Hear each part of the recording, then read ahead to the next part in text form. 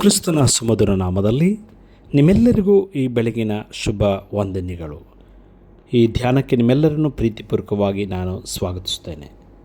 ಮುಂದುವರಿಸಿ ಕೀರ್ತನೆ 23ನೇ ಕೀರ್ತನೆಯ 4ನೇ ಅಧ್ಯಾಯದ ಬಿ ಭಾಗವನ್ನು ನಾವು ಧ್ಯಾನಿಸೋಣ. ನಿನ್ನ ದೊಣ್ಣೆಯೂ ನಿನ್ನ ಕೋಲು ನನಗೆ ಧೈರ್ಯ ಕೊಡುತ್ತದೆ. ನಿನ್ನ ದೊಣ್ಣೆಯೂ ನಿನ್ನ ಕೋಲು ನನಗೆ ಧೈರ್ಯ ಕೊಡುತ್ತದೆ. Thy rod and thy staff, they comfort me. Thy rod and thy staff, they comfort me. ಪ್ರೀತಿಯ ದೇವ ಜನರೇ, thy rod ಮೂಲ ಭಾಷೆಯಲ್ಲಿ ಶೇಬೆತ್.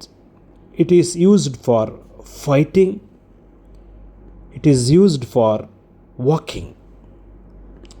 ಹೋರಾಡುವುದಕ್ಕಾಗಿ ಮತ್ತು ನಡೆಯುವುದಕ್ಕಾಗಿ ಅಂದಿನ ಕುರುಬರು ಈ ಒಂದು ರಾಡ್ ಅಥವಾ ದೊಣ್ಣೆಯನ್ನು ಬಳಸುತ್ತಿದ್ದರು. ದೊಣ್ಣೆ ಕುರುಬನ ರಕ್ಷಣೆಗಾಗಿ ಹಿಡಿದುಕೊಳ್ಳಲು ಭಾರವಾದ ಒಂದು ಕೋಲಾಗಿತ್ತು. ಇದು ಬಾಹ್ಯ ಅಪಾಯಗಳಿಂದ ತನ್ನನ್ನು ಮತ್ತು ಕುರಿ ಹಿಂಡನ್ನು ರಕ್ಷಿಸಲು ಉಪಯೋಗವಾಗುವಂಥ ಉಪಕರಣವಾಗಿತ್ತು. ಈ ದೊಣ್ಣೆ ದೇವರ ಅಧಿಕಾರ ಮತ್ತು ಶಕ್ತಿಯ ಸಂಕೇತವೂ ಹೌದು. ಎರಡನೇದಾಗಿ ಕೋಲು, ಸ್ಟಫ್, ಇದು ಕೂಡ ಅಂದಿನ ಕುರುಬರ ಉಪಕರಣದ ಸಂಕೇತವಾಗಿದೆ.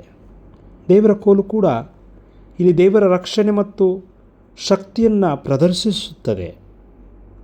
ದೊಣ್ಣೆ ಕುರುಬ ಎಂಥ ಬೆಟ್ಟವನ್ನು ಕೂಡ ಹತ್ತಬಲ್ಲನು. ದೊಣ್ಣೆ ಹಿಡಿದು ಆತನು ಪ್ರಯಾಣ ಮಾಡುತ್ತಾ ಇದ್ದಾನೆ. ಕೋಲುಗಳು ಅದರ ಉಪಯೋಗ ಏನೆಂದರೆ, ಒಂದು ವೇಳೆ ಕುರಿಗಳು ಮುಳ್ಳಿನ ಪೊದೆಯಲ್ಲಿ ಸಿಕ್ಕಿ ಹಾಕಿಕೊಂಡಾಗ ಈ ಕೋಲಿನ ಸಹಾಯದಿಂದ ಪೊದೆಯೊಳಗೆ ಸಿಲುಕಿದ ಕುರಿಯನ್ನು ಎಳೆದು ಕುರುಬ ರಕ್ಷಿಸುತ್ತಾನೆ ಎಂಬ ಅರ್ಥ. ದೊಣ್ಣೆ ಮತ್ತು ಕೋಲು ದೇವರು ತನ್ನ ಮಂದೆಗೆ ನಿರಂತರ ರಕ್ಷಿಸುತ್ತಾನೆ, ನಿರಂತರ ಕಾಪಾಡುತ್ತಾನೆ.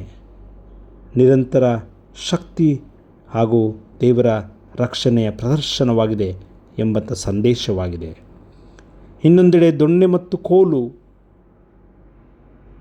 ಏನೆಂಬುದಾಗಿ ಹೇಳುವಾಗ, ತೋಳಗಳನ್ನು, ಸಿಂಹಗಳನ್ನು ಕುರಿಗಳಿಂದ ರಕ್ಷಿಸಲು ಆತನು ಬಳಸುತ್ತಿದ್ದನು. ಕೇಡನ್ನು ಉಂಟು ಮಾಡುವಂಥ ಅಂತಹ ಪ್ರಾಣಿಗಳಿಗೆ ಕುರುಬ ಈ ಕೋಲಿನಿಂದ ಅಥವಾ ದೊಣ್ಣೆಯಿಂದ ಪೆಟ್ಟು ಕೊಡುತ್ತಿದ್ದ. ಪ್ರೀತಿಯ ದೇವ ಜನರೇ, ಕುರುಬನ ಕೋಲು ಅದು ಕೊಕ್ಕೆ ಆಕಾರದಲ್ಲಿರುತ್ತಿತ್ತು. ಕುರಿ ಹೇಗೆ ಮುಳ್ಳಿನ ಪೊದೆಯಲ್ಲಿ ಸಿಕ್ಕಿ ಹಾಕಿಕೊಂಡಾಗ ಈ ಕೋಲಿನಿಂದ ಹೇಗೆ ರಕ್ಷಿಸುತ್ತಾನೋ ಹಾಗೆ ದೇವರು ನಮ್ಮನ್ನು ಕೂಡ ರಕ್ಷಿಸುತ್ತಾನೆ. ನಾವು ಪಾಪ, ಅಶುದ್ಧತ್ವ, ದುರ್ಗುಣ ಹೀಗೆ ಬೇರೆ ಬೇರೆ ಪಾಪದ ಮುಳ್ಳಿನ ಪೊದೆಯಲ್ಲಿ ನಾವು ಸಿಕ್ಕಿ ಹಾಕಿಕೊಂಡಾಗ ಕುರುಬ ಸುಮ್ಮನೆ ಬಿಡುವುದಿಲ್ಲ. ನಾವೆಂತಹ ಪಾಪದಲ್ಲಿ, ಅಶುದ್ಧತ್ವದಲ್ಲಿ, ದುರ್ಗುಣಗಳಲ್ಲಿದ್ದರೂ ಸ್ವಾಮಿಯ ಕೋಲು, ಸ್ವಾಮಿಯ ದೊಣ್ಣೆ ನಮ್ಮನ್ನು ಆ ಪಾಪದ ಮುಳ್ಳಿನಿಂದ ನಮ್ಮನ್ನು ರಕ್ಷಿಸುತ್ತದೆ. ಆತ ನಮ್ಮನ್ನು ಶಿಸ್ತಿಗೆ ತರುತ್ತಾನೆ. ಹಾಗಾಗಿ ದೇವರ ಕೋಲು, ದೇವರ ದೊಣ್ಣೆ ನಮಗೆ ರಕ್ಷಣೆಯನ್ನು, ಶಿಸ್ತನ್ನು ತರಲಿ. ನಾವು ಕೂಡ ಪ್ರಾರ್ಥನೆ ಮಾಡೋಣ. ಸ್ವಾಮಿ, ನಿನ್ನ ದೊಣ್ಣೆ, ನಿನ್ನ ಕೋಲು ನಮಗೆ ಧೈರ್ಯ ಕೊಡಲಿ. ಆಮೇನ್. ಪ್ರಾರ್ಥನೆ ಮಾಡೋಣ.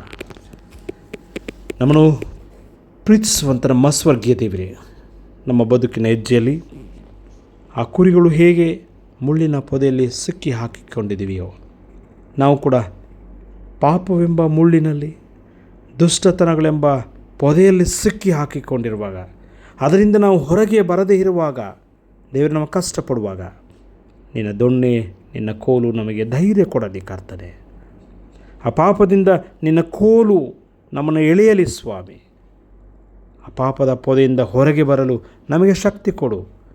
ಆ ಮೂಲಕ ನಿನ್ನ ಶಿಸ್ತಿನಲ್ಲಿ, ನಿನ್ನ ಪ್ರೀತಿಯಲ್ಲಿ, ನಿನ್ನ ಶಕ್ತಿಯಲ್ಲಿ ನಾವು ಬಾಳುವಂತೆ ನಮಗೆ ಸಹಾಯ ಮಾಡು ದೇವರೇ. ದೇವ, ಈ ವಾಕ್ಯಕ್ಕಾಗಿ ಸ್ತೋತ್ರ. ವಾಕ್ಯದ ಹಿನ್ನೆಲೆಯಲ್ಲಿ ನಮ್ಮನ್ನು ಮನನ ಮಾಡಿಕೊಳ್ಳುತ್ತೇವೆ. ನಿನ್ನ ವಾಕ್ಯದಂತೆ ನಾವು ನಡೆಯಲು ನಮಗೆ ಕೃಪೆ ಕೊಡು. ಇದನ್ನೆಲ್ಲ ಕೆಲಸ ಕಾರ್ಯಗಳಿಗೆ ಹೋಗುವಾಗ ಬರುವಾಗ ಕೆಲಸ ಕಾರ್ಯಗಳಲ್ಲಿ ನೀನು ಬಲ ಕೊಡು, ಶಕ್ತಿ ಕೊಡು, ಆರೋಗ್ಯ ಕೊಡು. ಹಿಂತಿರುಗಿ ಬರುವಾಗಲೂ ನೀನು ದೇವರೇ ನಮ್ಮ ಜೊತೆಗಿರು ಸ್ವಾಮಿ. ನಮ್ಮ ಕುಟುಂಬವನ್ನು, ನಮ್ಮ ಮಕ್ಕಳನ್ನು ನಿನ್ನ ಹಸ್ತಕ್ಕೆ ಸಮರ್ಪಿಸುತ್ತೇವೆ. ನಮ್ಮೆಲ್ಲ ಕಾರ್ಯವನ್ನು ನೀನು ಮಂಗಳ ಮಾಡು. ಯೇಸು ಸ್ವಾಮಿಸಲ್ಲಿ ಪ್ರಾರ್ಥಿಸುತ್ತೇವೆ ನಮ್ಮ ದೇವರೇ, ಆಮೇನ್.